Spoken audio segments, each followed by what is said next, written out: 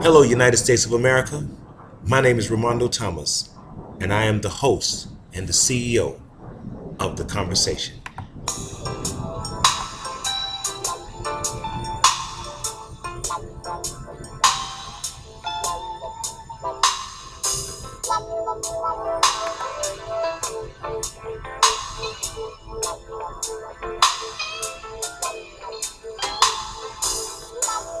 Darkness no longer, a child is born.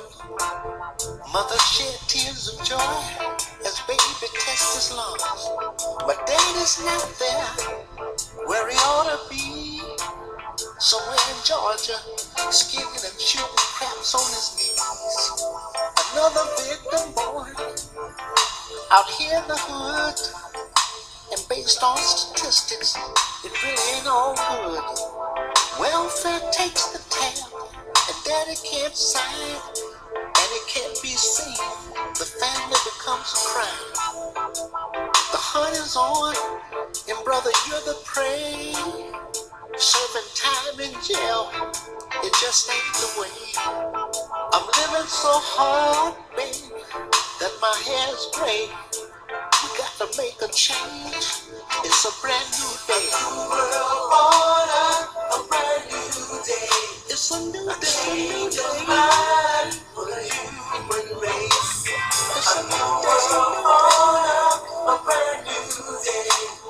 A change of mind for the human race. Operation in flux, and it's on the way. We just marched a million plus the other day. Look, we all witnessed the swing rolling down Miss Liberty's head.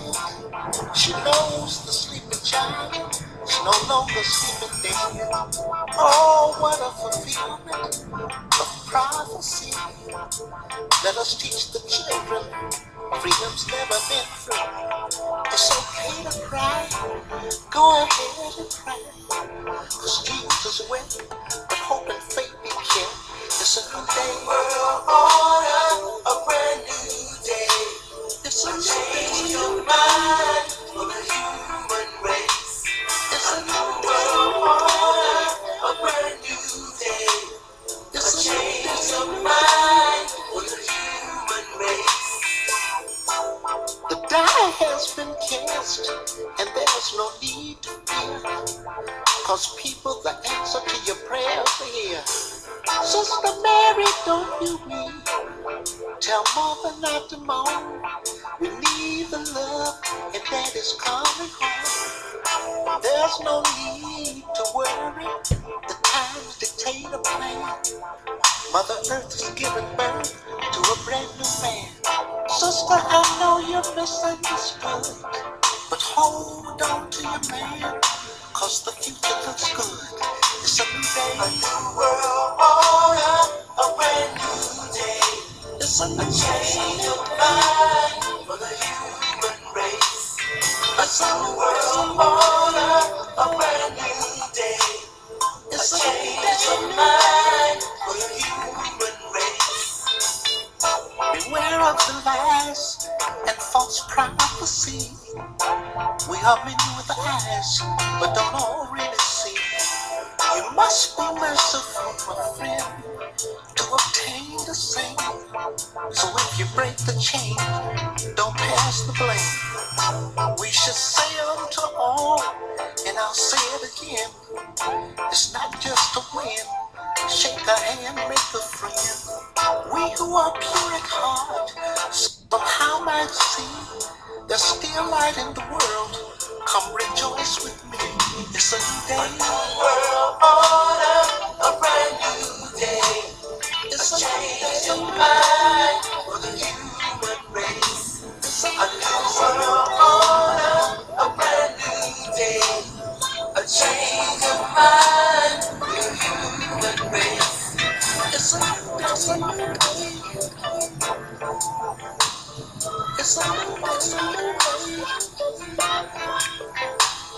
It's a new day. It's a new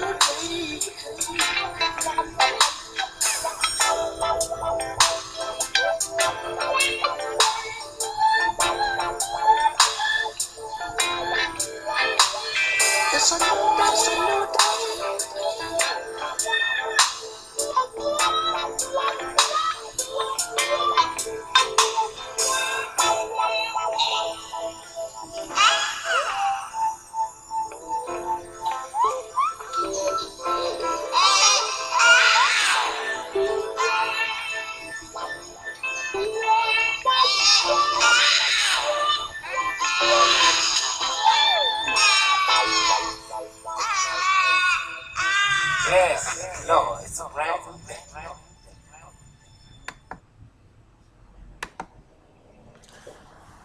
when I wrote that song along with Curtis Mayfield and Brian Fleming back in 1996, we were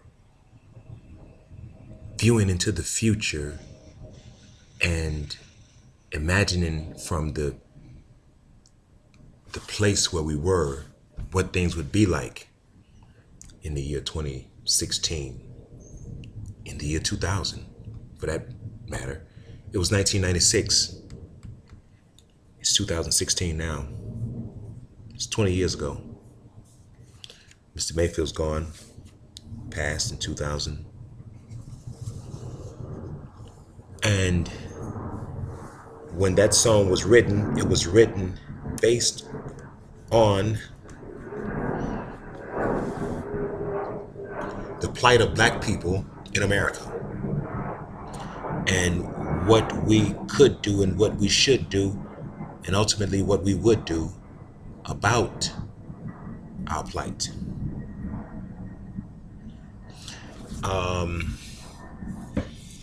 This is a very difficult situation that we're in as black people in America. It's like a catch-22. It's like a no win situation. It's like your back is against the wall and there's no way out. You don't know what to do, and there's so many different variables to America and the condition of black people. And I don't know, I'm just going to put it like this. It's brilliantly evil.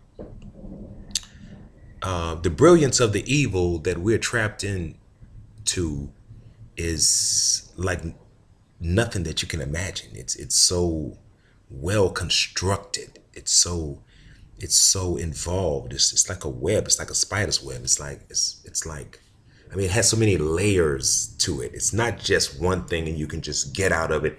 It's so many facets of so many different things. For example, today in the conversation, I would like to talk about the killing of black men and women across America by police. And let me say that again. The killing of black men and women across America by mostly unarmed black people, especially black men. We've thought for many years, and when I say we, I'm talking about the basic people on the bottom rungs of society, the so-called gangbangers and the robbers and the thieves and the killers and the liars and all those people that you would call criminals. We've always thought, and I say we because, well, I'll explain that to you in just a moment, because I am in the we. We've always thought that we were being set up to live the lives that we were living. We always felt like something was going on that just wasn't quite right, that was forcing us to live a life of crime.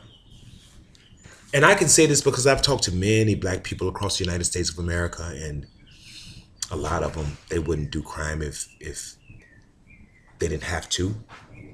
Many of them had to do what they had to do to survive. And you can say, well, you can always, get a job or do something, go to school and get an education, or call somebody that you know and ask them to give you a hand, help you out. But let's look at the difference in how black people live in America and how other people live in America. Now, and this is not a cop-out. This is revelation. This is the unwinding of the many layers of confusion that keep black people in a state of shock. Economic shock. Racism is exactly what it says it is. It's a race to be in the lead, So if you're being racist against somebody, then and you're in a race to be in the lead, that means you want to be in front of them and you want them behind you, which means that you want to have more and you want them to have less. And that is from because of a position of power. It's like wanting to have power over someone so that you can have control. And in control comes normally if you're going to have power over somebody, then and you're going to have control over them, then you have a responsibility to take care of them, almost like a child. And black people have been in a very childish situation for the last 450 years in America, based on the little information that I have as a black American so-called citizen. Black people have been in America for 450 years, according to what, well, we're going to say according to slavery. We've been here for 450 years, but we know that there's other information out there that says we were here long before that and have actually always been here. But that's neither here nor there right now. We're going to talk about the conversation of, and I'm trying to stick close to that conversation of racism in America and how it works, how it operates, why it operates, and what, if anything, can be done about it.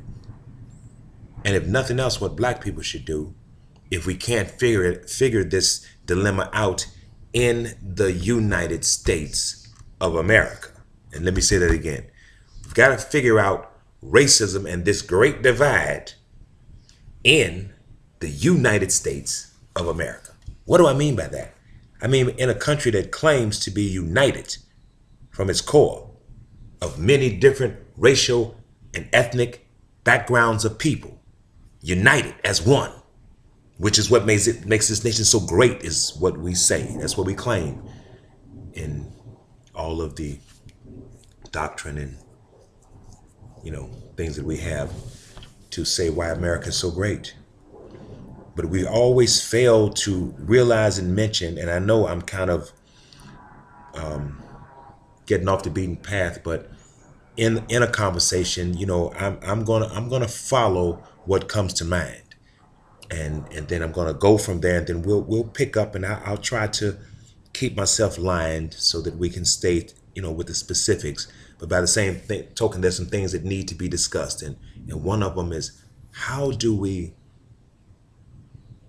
understand what's happening with the killing of black men and women by police unarmed in America, and why it's happening, and why it's happening so constantly and so consistently each and every day in different cities, which is sparking protest and violence and looting and burning. And we have to ask ourselves a question inside of all that. Is it a coincidence? Or is it intentional? If it's a coincidence, then it's very coincidental that it's happening so constantly and so consistently. And it leads me to think that it's not a coincidence. It leads me to think, after looking at it and watching it every day on CNN and Fox and HLN and all of the news media, and that something fishy is going on. It's like something and somebody wants to cause trouble, but between black men, unarmed black men, young men and old, and the police. And most of the time, white police.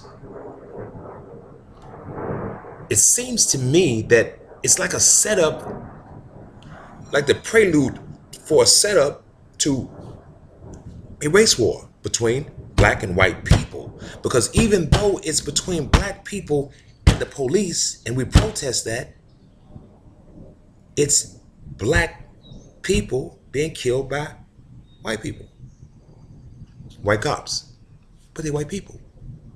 Now, the thing that throws that off, I told you this thing is multi-layered, okay? It's so thick with layers that It gives you the opportunity to be able to do bites and discuss it in small areas and be able to say, well, it's right or it's wrong or is this or is that, when actually you cannot do that. You've got to get in here and tear this thing apart, analyze it, and put it back together properly, I think.